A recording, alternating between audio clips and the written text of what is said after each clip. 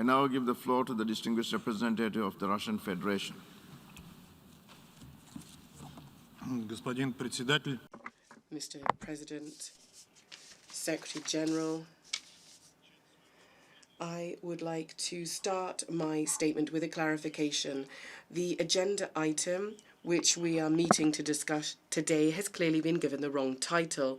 If it is supposed to reflect reality, then it should not be temporarily occupied territories, but rather territories lost as a result of the hate-filled policy against its own citizens that Kiev has turned into a national idea after the illegitimate Maidan coup of 2014. As regards those citizens who were not in agreement with that coup, as soon as the current regime came to power, with the tacit endorsement of its Western backers, a policy of systemic deprivation of basic human rights inter alia on ethnic grounds was implemented. We understand the focus of today's discussion is the recognition by the Russian Federation of the DLR and the LPR as the current affairs event of the day. There is currently a great deal of speculation and insinuation surrounding this decision. I'd like to underscore that what happened was a direct result of Kiev's years-long sabotage of their direct obligations under the package of measures adopted in Security Council Resolution 2202. As soon as it was signed in February 2015, Russia was consistently committed to this complicated internal Ukrainian compromise. We did all we could to preserve the sovereignty and territorial integrity of Ukraine. We organised numerous UN Security Council meetings, area formula meetings. We actively participated in the work of the Normandy format and the Minsk contact group. We discussed the situation in the east of Ukraine in the Organization for Security and Cooperation in Europe. This is despite the fact that Russia is not a party to the Minsk process and is not and was not. All this was in vain. For 8 years, Kiev continued and is continuing to bomb its own citizens and shirk from direct dialogue with Donbass. It has led, over the past 8 years, the entire international community up the garden path, insisting on its commitment to the Minsk agreements, but only through its interpretation, and thus has sabotaged the work of the Minsk contact group. Most of you don't even understand what the contact group meetings were like. The Ukrainian representatives sabotage the implementation not only of political issues but economic and other issues as well. However, recently the Ukrainian leadership have stopped having scruples. They've told the cameras directly that they do not intend to uphold their commitments. Perhaps the last straw, the last confirmation of this was the fact that the Ukrainian PR unambiguously confirmed this during the Security Council meeting we organised on the 17th of February. However, our Western colleagues did not even urge Ukraine to implement Minsk. It became clear that there were no more prospects for Kiev implementing this document. It is precisely because of Kiev's unwillingness to consider the interests of a broad swathe of its population that since 2014 Ukraine has been at war with its own citizens who do not agree with the Maidan values and the current policy of the authorities. The Ukraine's Western backers did nothing to convince Kiev to heed its own people, thus demonstrating egregious double standards. In any other crisis situation, UN member states call for an inclusive, direct dialogue between the parties to the conflict. If this does not occur, an internal conflict cannot be resolved. However, with Ukraine, everything was completely the other way around.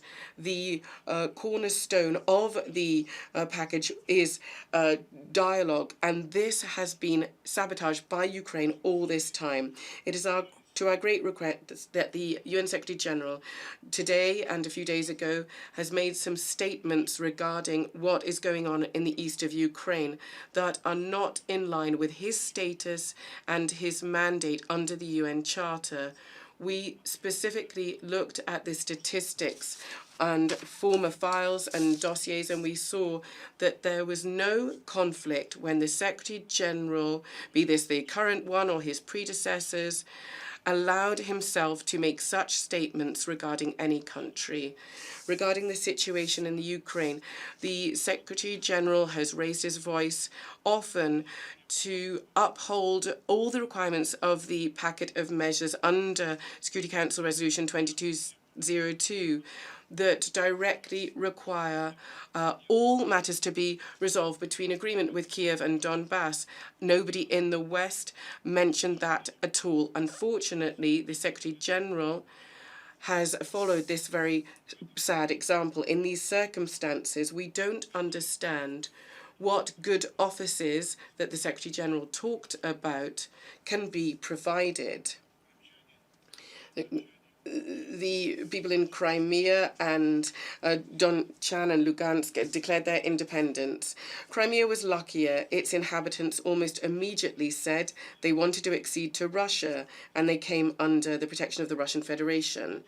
The people of Donetsk and Lugansk, to whom our German and French partners had promised a just settlement, had to wait our recognition over a long 8-year period.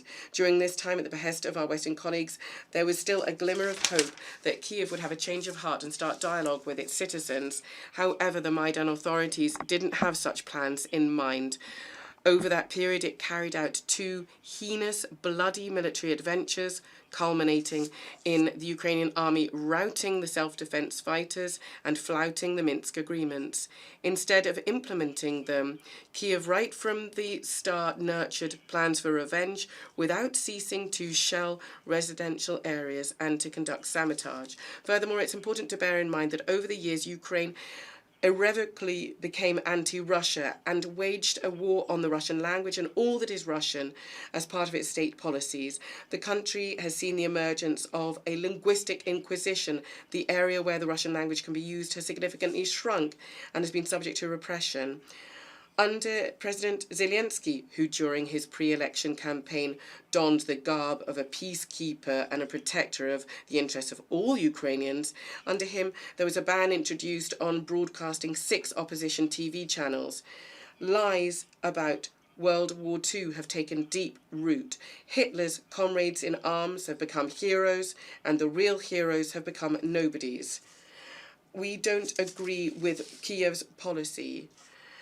Those people who didn't agree have been persecuted, and there's been physical harm and massacres and murders of journalists and others. Thus, it was clear to the people of Donetsk and Lugansk what kind of Ukraine they were being asked to return to. However, even faced with this, they did not waver from implementing the Minsk agreements. They believed that the document would be implemented and they would be granted special status. As it turned out, these hopes were dashed. Today, we are all aware of the horrific figure of 14,000 victims of the conflict, including hundreds of children. The overwhelming majority of them are inhabitants of Donetsk and Lugansk.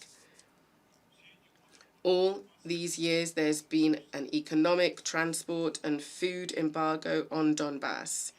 Elderly people and children have to hide from shelling. The number of refugees who are being rescued and going to Russia and not Ukraine, over the past few days alone has reached tens of thousands. 96,000 people today alone. For any civilized state, it's clear that you can't treat your people like that. That means Kiev doesn't need Donbass inhabitants. It only needs their land. And this is something that President Zelensky said this clearly, telling them that they should get away and go to Russia. However, the Kiev authorities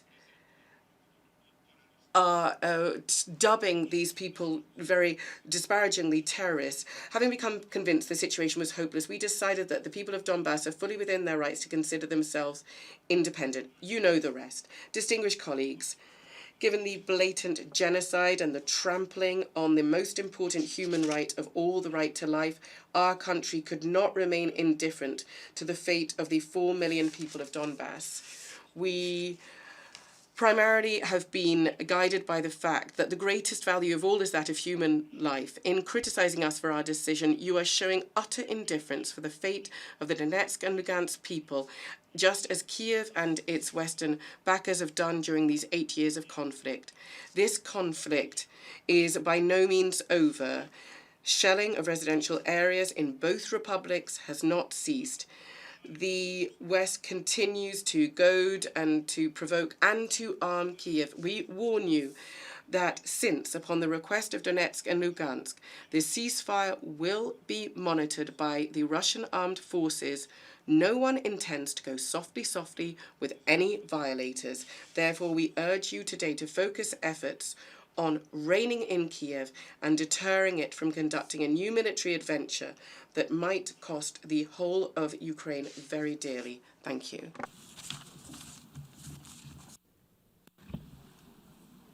I thank the distinguished representative of the Russian Federation.